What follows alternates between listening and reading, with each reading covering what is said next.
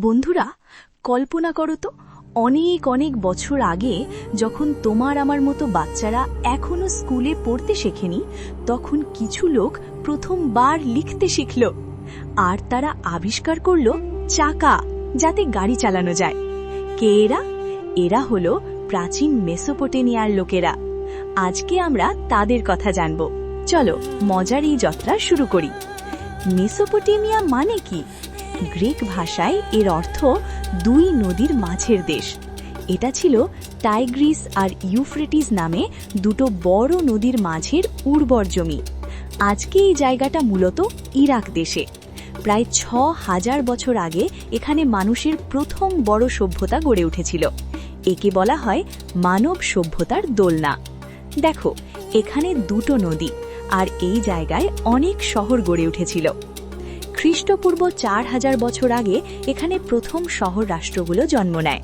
বিখ্যাত শহরগুলো ছিল উরুক, উর, লাগাস, নিপ্পুর, ব্যাবিলন। প্রত্যেক শহর আলাদা ছিল, চারদিকে উঁচু দেওয়াল দিয়ে ঘেরা, যাতে শত্রুরা আক্রমণ না করতে পারে। শহরের মাঝখানে থাকত একটা বিশাল মন্দির, নাম জিগ্গুরাত। এটা ছিল সিঁড়ি দিয়ে উঁচু হয়ে যাওয়া পাহাড়ের মতো ভবন। পুরোহিতরা সেখানে থাকতেন এবং দেবতাদের পূজা করতেন। বেশিরভাগ লোক ছিল কৃষক আর পশুপালক।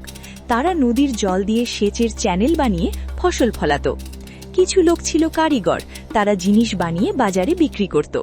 শহরগুলো বড় হতে থাকলো, কিন্তু তাদের মধ্যে জমি নিয়ে ঝগড়া লাগলো। ঝগড়া থেকে যুদ্ধ, আর যুদ্ধ থেকে উঠে এলো শক্তিশালী রাজারা। পরে অনেক সাম্রাজ্য এলো।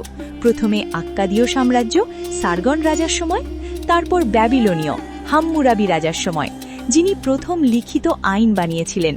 তারপর অ্যাসিরিয়ান, আর শেষে পার্সিয়ান সাম্রাজ্য। মেসোপটেমিয়া কেন এত গুরুত্বপূর্ণ? কারণ এখান থেকে আমরা অনেক আবিষ্কার পেয়েছি। সবচেয়ে বড় লেখা। প্রায় ৩৫০০ খ্রিস্টপূর্বে তারা প্রথম লিখতে শিখল। প্রথমে ছবি দিয়ে, পিক্টোগ্রাম, তারপর সেগুলোকে সরল করে বানালো কিউনিফর্ম লেখা। কাদামাটির ট্যাবলেটে কাঠের কলম দিয়ে চাপ দিয়ে লিখত। এতে তারা গল্প, আইন, হিসাব সব রেকর্ড করত। দেখো, এই লেখাগুলো কত সুন্দর ওয়েজ আকৃতির। তারা আরও আবিষ্কার করেছিল চাকা, গাড়ি চালানোর জন্য, সেচ ব্যবস্থা, পাল তোলা নৌকা, গণিত ৬০ ভিত্তিক, তাই আমরা ৬০ মিনিটে ঘন্টা ভাগ করি। আর সুন্দর শিল্পকলা, যেমন রাজা আশুরবাণীপালের সিংহ শিকারের ছবি। তাহলে বলতো, আজকের দিনে মেসোপটেমিয়া কোন দেশ? এটা হলো বর্তমানের ইরাক অঞ্চলের বড় একটা অংশ। দেখো, এখানে প্রাচীন মেসোপটেমিয়া। বন্ধুরা, মেসোপটেমিয়ার লোকেরা আমাদের অনেক কিছু শিখিয়েছে। তারা না থাকলে হয়তো আমরা এখনো লিখতে পারতাম না। কেমন লাগলো গল্পটা? কমেন্টে বলো, আর চ্যানেলটা সাবস্ক্রাইব করতে ভুলো না, যাতে আরও মজার ইতিহাসের গল্প পাও। বাই বাই, পরের ভিডিওতে দেখা হবে।